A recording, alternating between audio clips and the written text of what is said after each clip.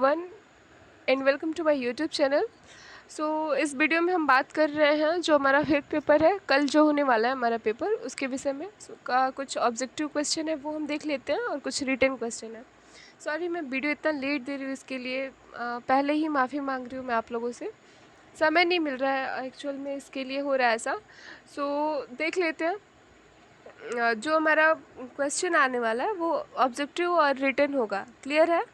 तो objective question जो है, इसका टाइम नहीं मिला है मुझे, जिसकी वजह से मैंने ज़्यादा इधर उधर तो नहीं देख पाया है। कुछ क्वेश्चन मेरा राजेंद्रा से है। राजेंद्रा आप लोग के पास होगा, आप लोग अगर आप लोग उससे पढ़ रहे होंगे तो क्लियर होगा, आप लोगों को पता भी चल जाएगा कि राजेंद्रा से है। तो कुछ क्वेश्चन राजेंद्रा से है और कुछ क्वेश्चन है इसमें जो मैंने ऑनलाइन देखा हुआ है, और कुछ बुक का भी क्वेश्चन है। सो आप लोग इसे अच्छे से देख लीजिएगा, जो होगा अच्छे से पढ़िए आप लोग। देख लेते हैं हम एमसीक्यू क्वेश्चन क्या आएगा। पहला जो क्वेश्चन होगा हमारा, सॉरी जो होगा नहीं मीन्स एमसीक्यू जो हमारा अभी प्रेजेंट में है, पहला क्वेश्चन वो है, भारत में पहली बार मुंबई व कोलकाता में निजी ट्रांसमीटरों द्वारा रेडियो प्रसारण का आरंभ कब कब किया गया? 1927 में। देखिए मैं सारा बताऊंगी नहीं, वीडियो बहुत बड़ा हो जाएगा। इसमें ऑब्जेक्टिव क्वेश्चन है बहुत सारे, आप लोग वीडियो पॉज कीजिएगा और इसे एक एक बार पढ़ लीजिएगा और देख लीजिएगा इसमें जो जो इम्पोर्टेंट है। देखिए ये जो फ्रंट पेज वाला है ना, ये इम्पॉर्टेंट है क्योंकि इसमें से एक दो क्वेश्चन ज़रूर ही पूछ देगा, दो चार क्वेश्चन पूछ ही सकता है 15-20 क्वेश्चन में, क्योंकि ये सारे ईयर्स पूछा हुआ है, कौन सी ईयर्स में क्या हुआ था ये है। तो ये क्वेश्चन आता है, आ ही रहा है आई थिंक। मैंने तो हम लोग का जितना एग्ज़ाम गया उसमें मैक्सिमम क्वेश्चन ईयर्स वाला ही था। ओके। जैसे कि ये है, ऑल इंडिया रेडियो की विधिवत स्थापना कब हुई थी? तो 1936 इसका आंसर। ये इसको भी आप लोग देख लीजिएगा। पहले भारत का पहला समाचार वाचक किसे माना जाता है? देवर्षि नारद को। के समाचार पत्र, रेडियो, टेलीविज़न, इंटरनेट आदि प्राप्त हुए पूर्व से। ओके। मानव जीवन का अब संभव नहीं है, संचार के बिना मानव जीवन अब संभव नहीं है। ओके। संचार मतलब हम इतना आश्रित हो गए हैं इस डेटा पे, इस सोशल मीडिया पे और इस मोबाइल पे, इस लैपटॉप पे, इस टीवी पे इतना हम निर्धारित हो चुके हैं कि बिना इसके हम अब कुछ नहीं कर पाएंगे। ओके। तो आप लोग इसे देख लीजिए। देखिए एक यहाँ पे क्वेश्चन है, उपभोक्तावाद की संस्कृति पाठ के लेखक कौन है? श्यामचरण दुबे। श्यामचरण दुबे का जन्म कब हुआ? 1922। ये क्वेश्चन उपभोक्तावाद की संस्कृति पाठ के लेखक, इससे आप लोग एक बार देख लीजिएगा, हो सकता है क्वेश्चन पूछ दे। उपभोक्तावाद है तो हो सकता है पूछे आप लोगों से। और ये है, इसको भी आप लोग धीरे धीरे करके देख लीजिए, वीडियो रोक रोक के आप लोग अच्छे से इसको देख सकते हैं। अब हम बात कर लेंगे कुछ रिटन क्वेश्चन का। तो रिटन क्वेश्चन जैसे कि ट्विटर और व्हाट्सएप के बीच संबंध क्या है, ऐसा भी क्वेश्चन पूछ सकता है। क्वेश्चन ये भी पूछ सकता है कि यूट्यूब और याहू जो है उस पर, या फिर ट्विटर है उस पर क्या संबंध है इन सबों का आपस में, या संबंध पूछ दे, या फिर ये पूछ सकता है कि इनके बीच इनके बीच के इनके संबंधों के बीच का वर्णन कीजिए या समालोचना कीजिए, या कुछ भी ऐसा पूछ सकता है। तो आप लोग इसे देख लीजिएगा, क्या है ट्विटर, क्या है व्हाट्सएप, क्या है, और व्हाट्सएप से लाभ क्या हो रहा है, हानि क्या हो रहा है, व्हाट्सएप में जीआईएफ क्या है, इमोजी क्या है, इमोजी का मीन्स हम कैसे समझ सकते हैं, ये सारी चीज़ें हुए आप लोग देख लीजिएगा। जैसे कि व्हाट्सएप को एसएमएस की तरह ही मैसेजिंग के लिए शुरू किया गया था, अब इसके जरिए कई तरह का मीडिया, जैसे कि टेक्स्ट हो गया, फ़ोटोज़ हो गए, वीडियोज़ हो गए, डॉक्यूमेंट्स हो गए, लोकेशन हो गए, और ये मनी ट्रांसफ़र हो गया, ये सारी चीज़ें अब व्हाट्सएप के तहत हो रहा है। ओके। ये क्वेश्चन आ सकता है, मैं ये नहीं कहूँगी कि आएगा ही। आप लोग इसे देख लीजिए, वो क्वेश्चन राजेंद्रा में है, आप लोग उसे अच्छे से देख लीजिए। ओके। नेक्स्ट क्वेश्चन है, वैश्विक मीडिया पूछ सकता है, मीडिया क्या है? तो मीडिया की बात अब हम कहें तो छोटा सा बच्चा भी मीडिया पे कुछ ना कुछ लिख ही लेगा। फिलहाल हमारा मास्टर है तो हमें पॉइंट्स लिखने होंगे। तो हम देख लेते हैं कि जैसे कि भारतीय समाज में लोगों की जीवन, संस्कृति, रुचि, फैशन, प्राथमिकता इत्यादि पर भी करण का प्रभाव पड़ रहा है, ग्लोबलाइजेशन का इफेक्ट पड़ रहा है। एक तरफ इससे आर्थिक विकास को गति और प्रौद्योगिकी का विस्तार कर लोगों के जीवन स्तर को सुधारने में मदद किया जा रहा है, वहीं दूसरी ओर स्थानीय संस्कृति और परंपरा में सेंध लगाकर हम पर विदेशी संस्कृतियों को थोपने का भी प्रयास किया जा रहा है, बेशक किया जा रहा है। अब सिंपल भाषा में हम देख लें, बस आप इतना याद रखिएगा, ये सारी चीज़ें हो, उसके बाद हम लिख सकते हैं अब साड़ी की बात किया जाए, जो भारतीय कल्चर है, भारतीय पहनावा है स्त्रियों का, यहाँ पे अब साड़ी की बात की जा रही है, तो साड़ी अब ऐसे मॉडल में पहना जा रहा है कि आई थिंक साड़ी, उस साड़ी से बेहतर है कि हम जींस टॉप ही पहन लें। ड्रेसेस एक से एक ड्रेस आ गया, जैसे कि ये कैसे आ रहा है, तो ये सोशल मीडिया का ही देन है कि ये सारी चीज़ें आ रही। ये सोशल मीडिया का हानि हो गया, बुराइयाँ हो गई उसके, लेकिन इसके कुछ अच्छाइयाँ भी हैं। अच्छाइयाँ क्या हैं, वो ये है कि बेशक हमें सीखना चाहिए कि ये मॉडर्न क्या है, ठीक, जो आगे का फ्यूचर होने वाला है वो इससे भी बढ़ के होने वाला है।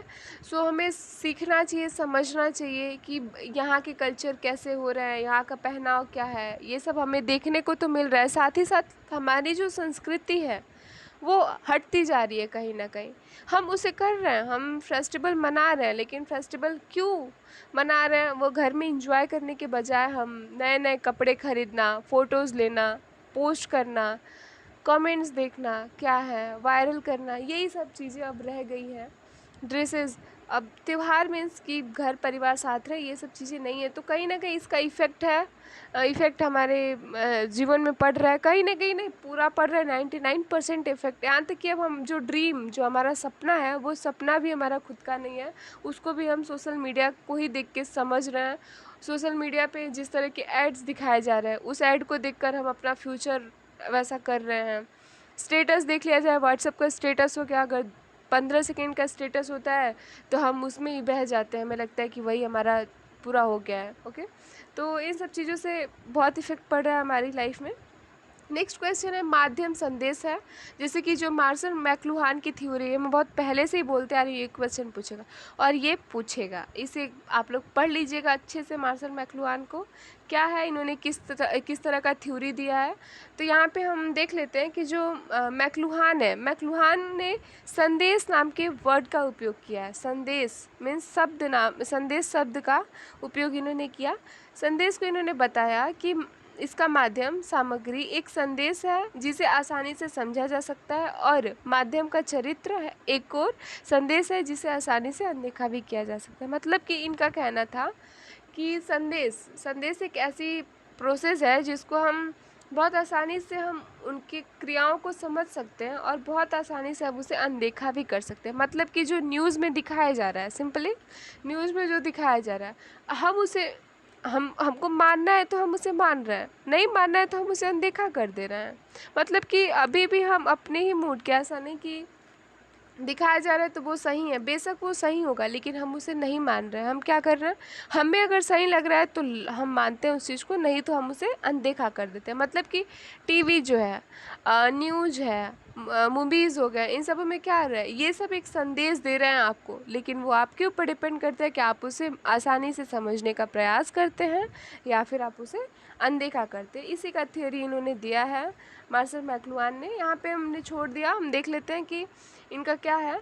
कनाडाई संचार सिद्धांतकार मार्शल मैक्लुहान, इनको कनाडाई संचार सिद्धांतकार कहते हैं, द्वारा इनको गढ़ा गया, ठीक है। मतलब द्वारा इनका जो वाक्यांश था कनाडाई संचार सिद्धांतकार, उसको इन्होंने गढ़ा। 1964 में इनका एक बुक प्रकाशित हुआ जिसका नाम था अंडरस्टैंडिंग मीडिया। उसमें जो पहला यूनिट था वो था द एक्सटेंशंस ऑफ मैन।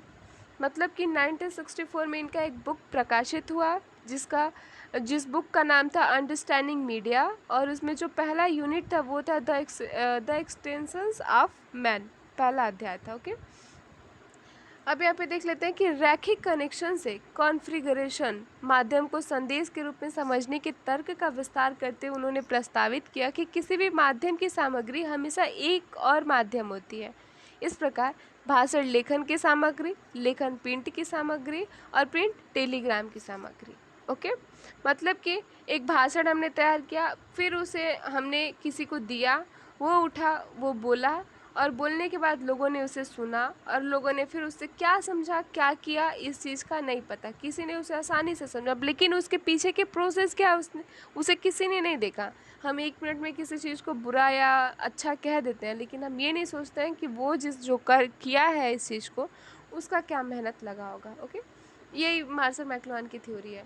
अब यहाँ पे हम बात कर लेते हैं संचार आ जाए, या लोकप्रिय संस्कृति आ जाए, या आधुनिक जन संस्कृति आ जाए, या फिर लोक संस्कृति आ जाए या संचार के प्रकार आ जाए तो आप लोग उसे देख लीजिएगा। हल्का हल्का मैं बता देती हूँ। जैसे संचार की परिभाषा क्या है, संचार का अर्थ मतलब कम्युनिकेशन है। कम्युनिकेशन का हिंदी रूपांतर है संचार। संचार का मतलब ये होता है कि सामान्य अर्थ में, जैसे इसका सामान्य अर्थ हम बोल सकते हैं कि ये होता है कि किसी व्यक्ति का आगे बढ़ना, चलना या फैलाना, किसी बात को या किसी व्यक्ति के तरफ या कोई भी चीज़, मतलब कि दो व्यक्तियों का आपस में बात करना, उनकी वेशभूषा से अट्रैक्ट होना, वैसा पहनना, ये सारी चीज़ें क्या हो गया, उनके बातों को सीखना। कभी कभी ऐसा होता है कि हम सामने वाले को सुनते सुनते हम वैसा ही बोलने लगते हैं। ओके, तो ये संचार का माध्यम है।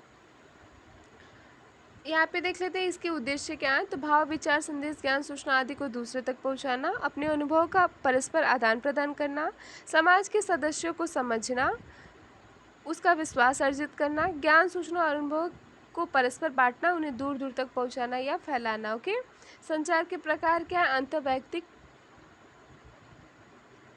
संचार और दूसरा अंतः वैयक्तिक संचार, मतलब कि हाँ हो गया। तो ये देख लेते हैं। अब यहाँ पे कुछ कार्य हैं उसके संचार के क्या हैं, जैसे कि सूचना देना, शिक्षा देना, मनोरंजन प्रदान करना, काम के लिए लोगों को प्रोत्साहित करना, मूल्यांकन करना, दिशा निर्देश करना और प्रभावित करना और अभिविन्यास करना। ओके, सो ये हो गया। इसमें से मार्शल मैक्लुहान की थ्योरी हो गई, सोशल मीडिया हो गया, व्हाट्सएप और ट्विटर में रिलेशन हो गया, और ऑब्जेक्टिव क्वेश्चन हो गया। राजेंद्र आप लोग पढ़ लीजिए, ये है। देखते हैं अगर मॉर्निंग तक मुझे कुछ मिलता है तो मैं उसका वीडियो आप लोग को दे देती हूँ। और सॉरी मैं इतना लेट वीडियो आप लोग को दे रही हूँ, इसके लिए बहुत खेद है मुझे। मेरे वहाँ शादी पड़ा हुआ है और सब फैमिली मेरी पूरी जुटी हुई है और सारे छोटे छोटे बच्चे, सो टाइम नहीं मिल रहा है, कहीं फ्री नहीं हो पा रही हूँ कि जाऊँ और जाके मैं बनाऊँ, क्योंकि कोई भी स्पेस फ्री नहीं रह रहा है। और इसके लिए रात में थोड़ा टाइम मिल रहा है तो मैं वीडियो बना रही हूँ, उसे पोस्ट कर रही हूँ मैं। आप लोग मॉर्निंग में एक बार चलते चलते मेरा वीडियो देख लीजिएगा, मोबाइल ईयरफोन लगाइए कान में और मेरा वीडियो देख लीजिए, कुछ तो हेल्प हो ही जाएगा। ओके, सो प्लीज़ आप लोग वीडियो लाइक कीजिए, शेयर कीजिए, सब्सक्राइब कीजिए और कोशिश कीजिए जितना हो सके शेयर करने का। हाँ, और हमारा एग्ज़ाम ख़त्म होता है उसके बाद हम क्या करेंगे, जो हमारा क्वेश्चन पेपर है MCQ क्वेश्चन, उसे सॉल्व करने का कोशिश।